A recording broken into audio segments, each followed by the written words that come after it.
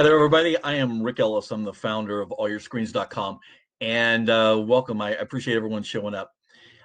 The reason I did this was that doing a website, doing a business that features original content, kind of has a bad reputation. The perception, particularly in the startup world, is doing it stupid.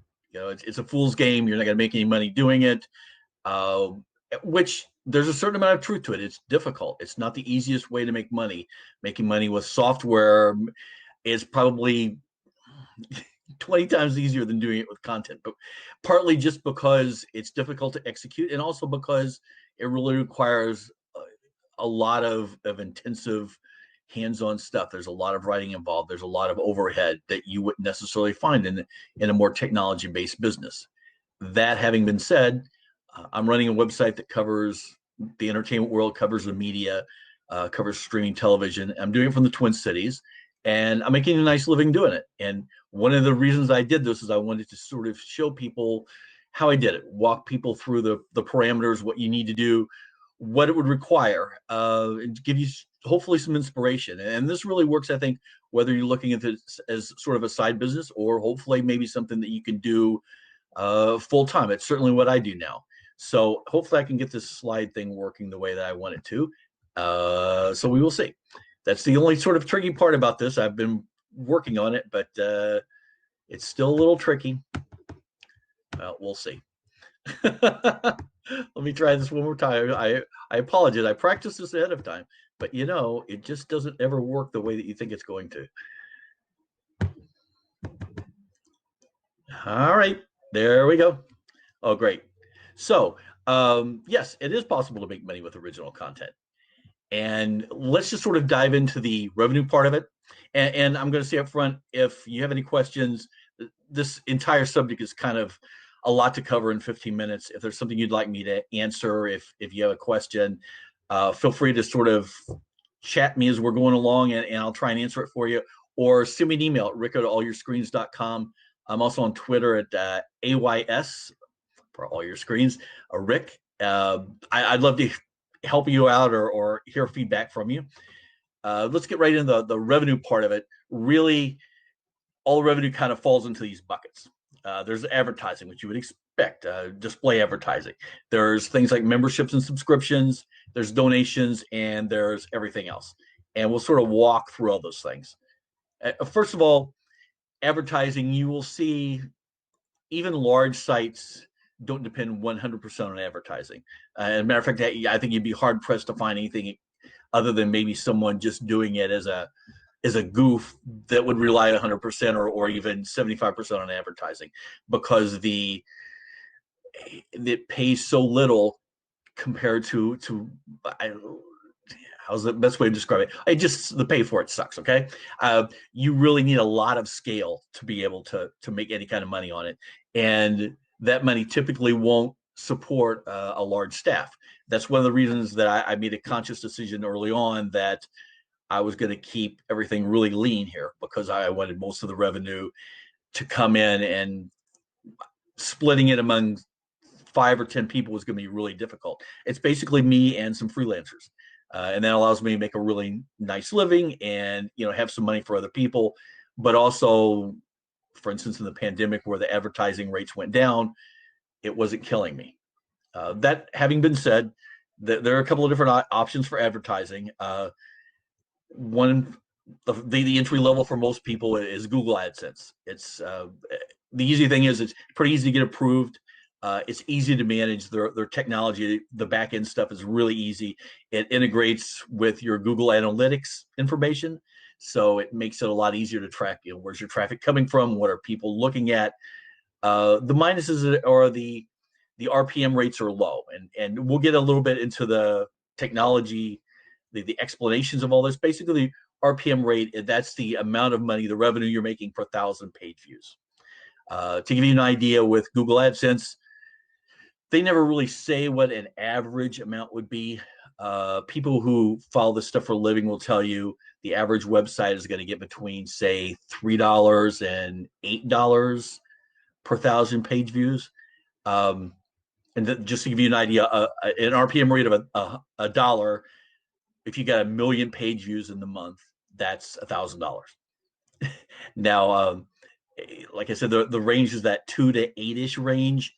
I'll tell you that even with the rates going down during the pandemic, my site does better than that high range. We did 1.6, almost 1.7 million unique visitors in August, and that generated about 5 million page views. So, there's money to be made with Google AdSense, but it takes a really large scale. So typically, most sites are just going to use that as a bonus. There are some more ways to make money with display advertising that works better. You can take advantage of some of the other alternative.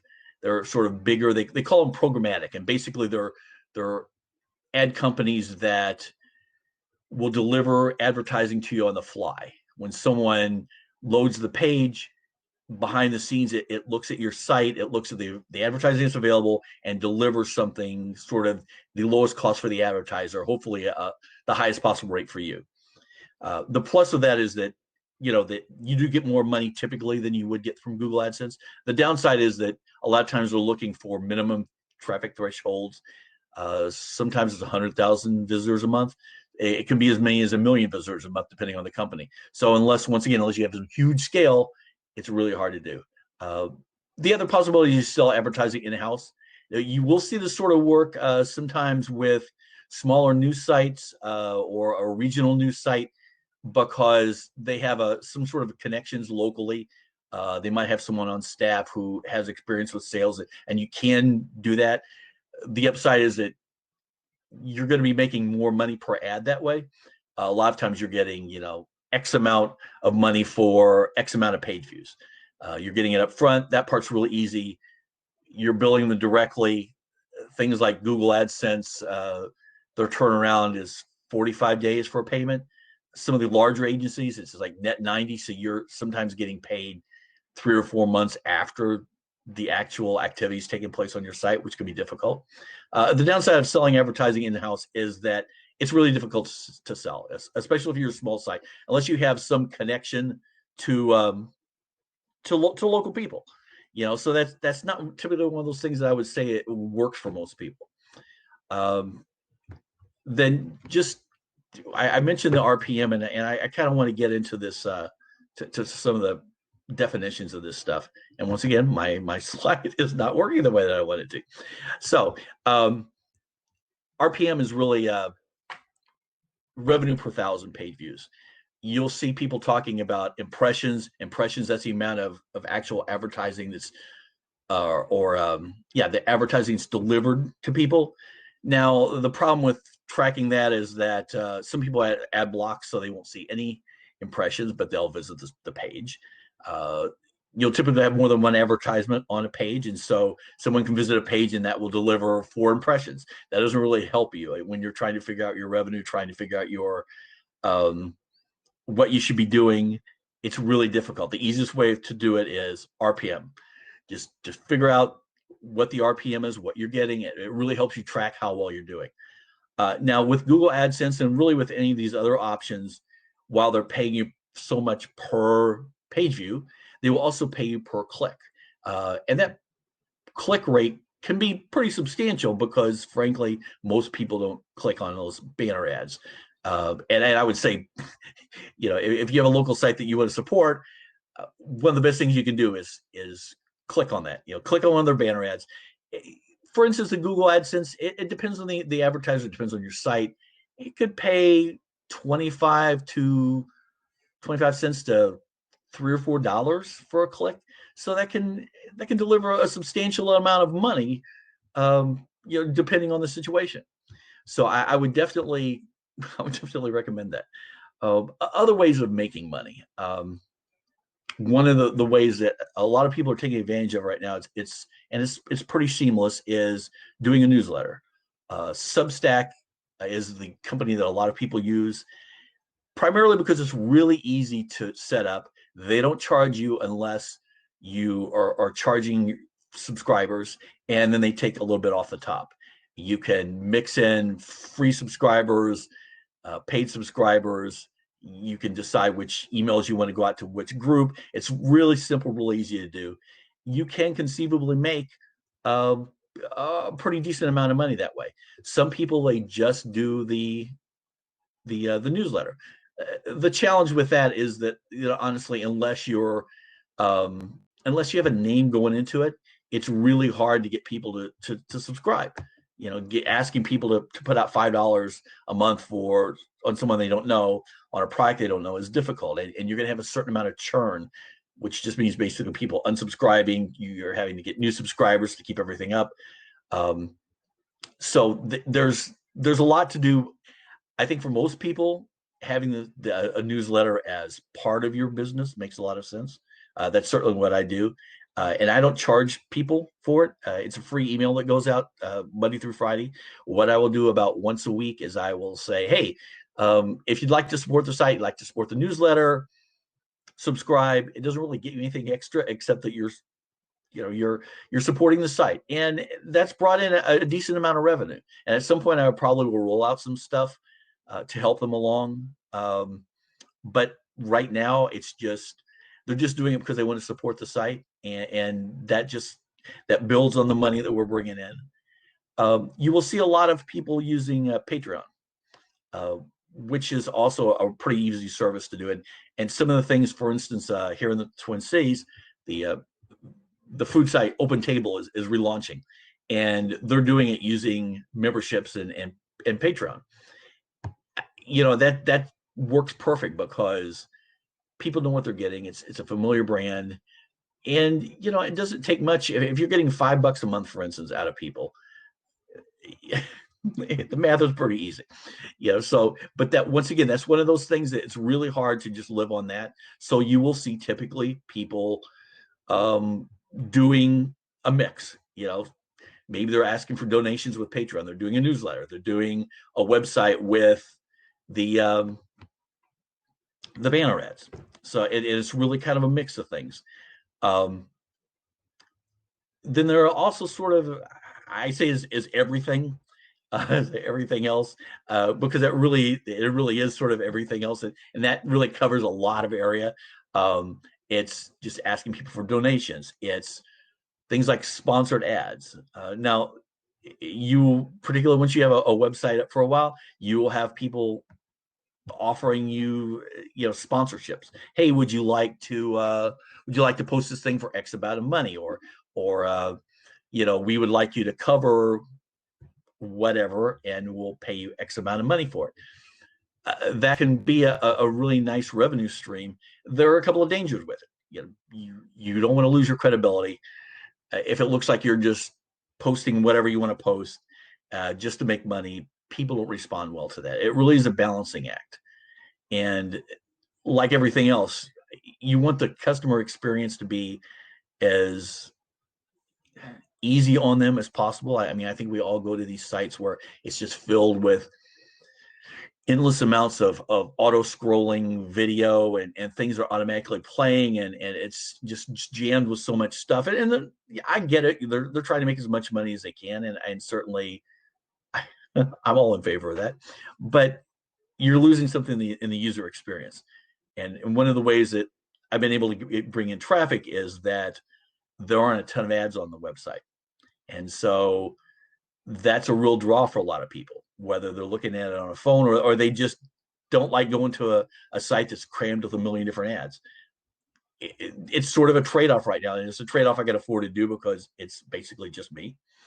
If I was bringing on 3 or 4 or 5 people onto staff, or full-time contractors, then you get into that thing if you have a higher monthly thing that you've got to come up with, a higher net every month, and then you're having to do things that maybe you wouldn't really want to do. Now, no approach is better than the other. I would just tell you that for me, doing it the minimal sort of way has worked out pretty well. I can understand if some people don't want to do it that way. I like I said, there's a lot going on here.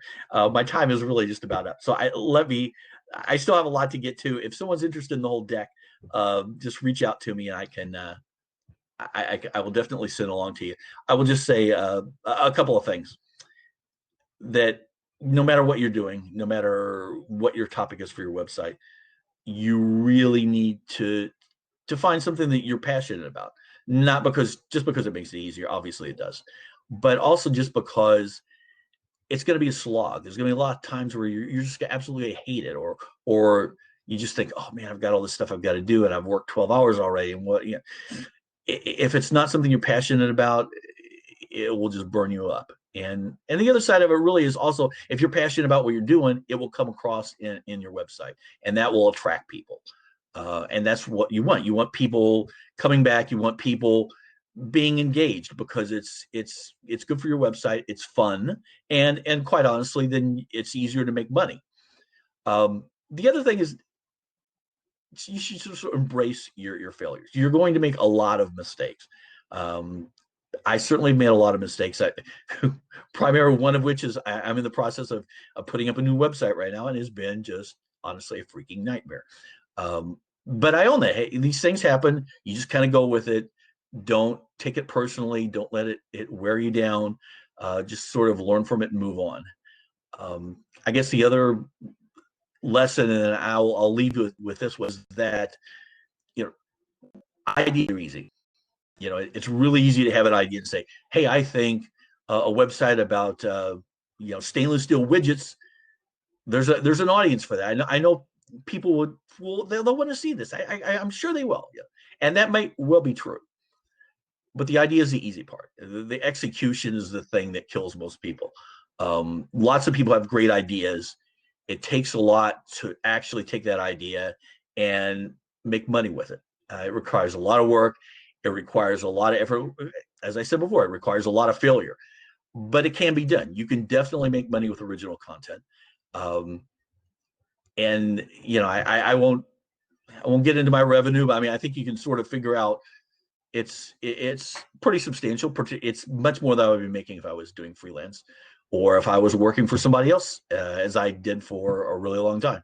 So there's a lot of possibility there. I'm really enthused about it. One of the reasons I did this is I wanted to encourage the community. I wanted to encourage some more sites. I hope that I'll see more people out there launching things locally. And if you have any questions, reach out to me. I certainly want to be as encouraging as I can, or if you have a criticism, feel free to reach out to. I get a lot of those as well. Um, and just really thanks to everybody for coming. And I hope that I'll be meeting some of you guys online, and hopefully at some point in the near decade offline as well. Thanks for your time. I really appreciate it.